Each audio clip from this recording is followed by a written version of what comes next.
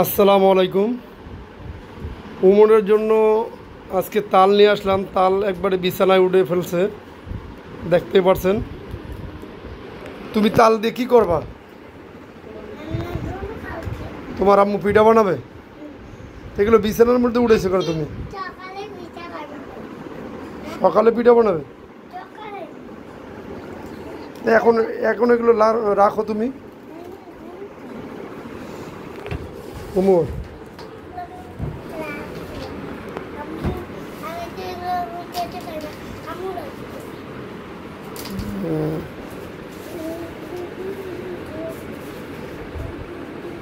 না তো পিজা খারাপ। যাক, সাঙ্গার বাংলা করেছে।